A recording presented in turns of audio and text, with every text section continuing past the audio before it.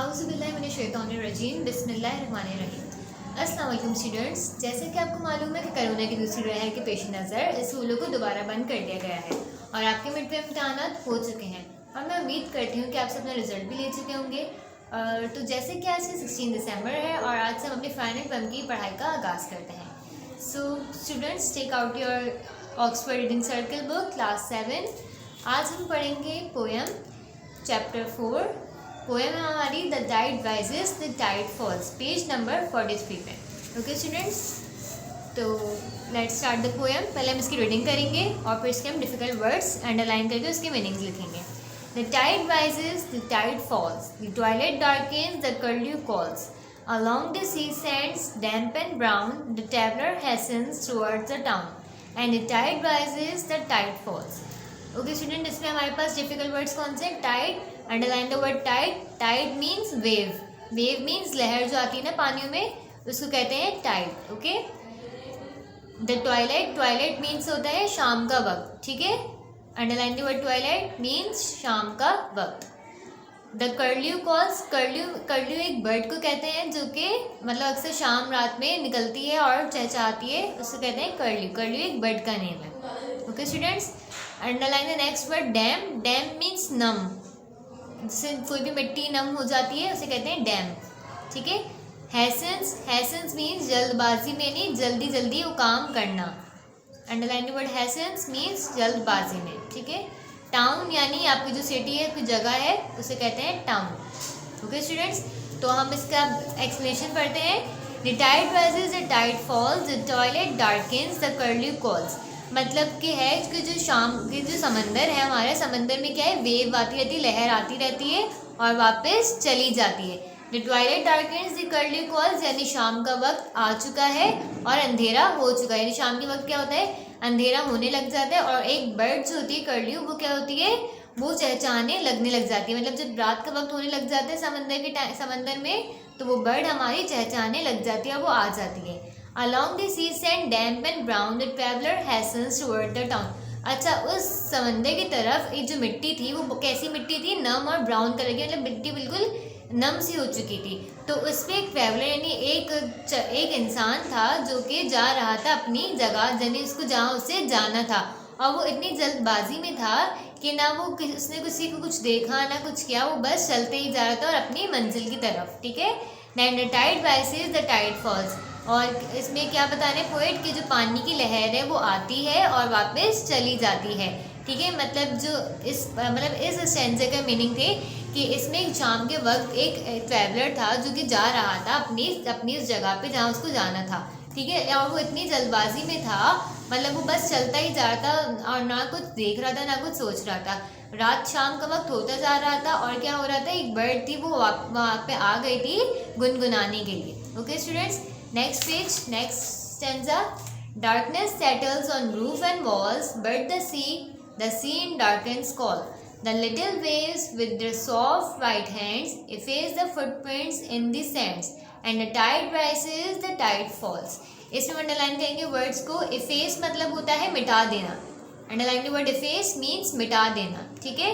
White hands, यहाँ पे white hands हम इसको समंदर में अगर वाइट हैंड्स को लें तो इसकी क्या मीनिंग्स हो गए, जैसे जो झाग आ जाती है समंदर में तो उसको हम कहते हैं वाइट हैंड्स, ठीक है।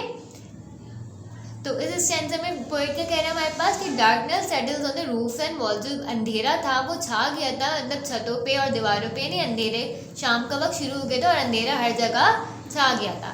But the sea in the darkness है, लेकिन समंदर तो कभी रुकता नहीं, तो समंदर हर किसी को अपनी तरफ बुला रहा था, आवाज़ें निकालता था, मतलब समंदर जाग रहा था।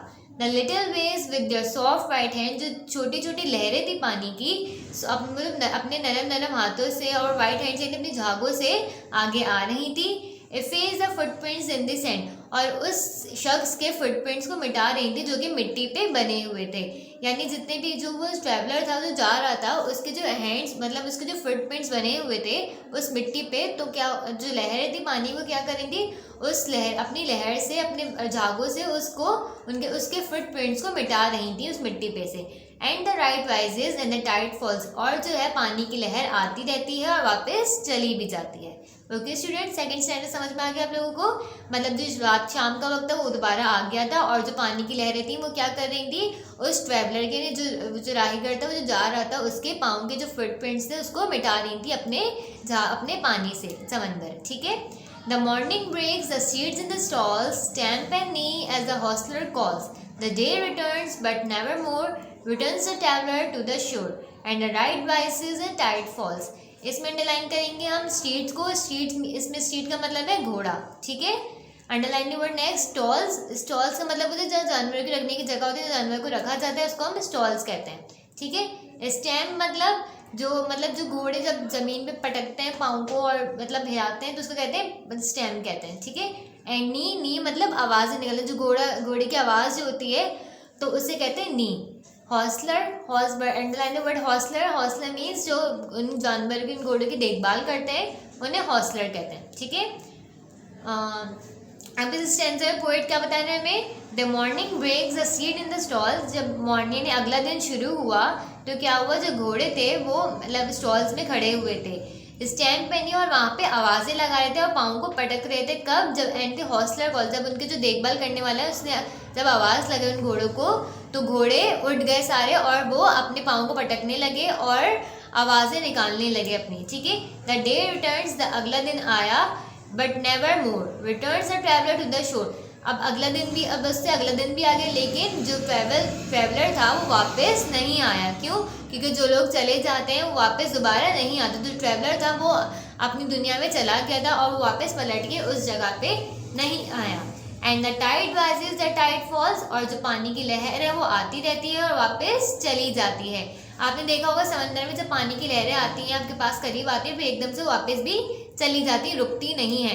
तो जो चीज़ आती है वो वापस, मतलब जो चीज़ आती है वो चली जाती है, वापस पलट के नहीं आती। तो इससे जो ट्रैवलर था वो आया और वापस चला गया, उसके बाद वो कभी भी नहीं आया। तो इस स्टैंजा में क्या बता रहे हैं कि जब घोड़े के जो देखभाल करने वाले उसने घोड़े को बुलाया तो सारे घोड़े उड़ गए और चिल्लाने लगे अपनी नी आवाज़ें निकालने लगे। और जब अगले दिन शुरू हुआ तो वो मतलब हर जो चीज़ थी वो सब अलग हो गई थी, मतलब लेकिन वो ट्रैवलर वापस दोबारा नहीं आया। और इस पूरी पोएम में इन्होंने ये बताया कि जो ट्रैवलर था वो बहुत जल्दबाजी में था और अपनी जगह को, अपनी मंजिल पर जाने के लिए तैयार था और जो है मतलब उसने जल्दी जल्दी सारे काम किए और वो सीधा बिल्कुल अपनी मंजिल पे चला गया। और क्या हुआ कि जो शाम का वक्त था वो शाम का वक्त आ गया और वो बर्ड दोबारा वापस आ गए और जो उसके फुटप्रिंट्स थे उस ट्रैवलर के, तो वो उस समंदर ने अपने झाग से, अपने पानी से वो फुटप्रिंट्स मिटा दिए सारे। और जो लहर है पानी की वो आती रहती है और वापस जाती रहती है, वो रुकती नहीं है। सो स्टूडेंट्स, ये आती है हमारी पोएम आज की, the tide rises the tide falls. Hope आपको सबको समझ में आ गई होगी। ठीक है। अगर इसके अलावा भी आपको इसमें कोई परेशानी या कोई डिफ़िकल्टी हो तो आप हमसे कमेंट सेक्शन में पूछ सकते हैं और अगर आप स्कूल पे आके विजिट कर सकते हैं हमारे। ठीक है। और इसका जितना भी वर्क है वो आपको एज अ PDF फॉर्म में मिल जाएगा। Okay students, thank you. अल्लाह हाफिज़।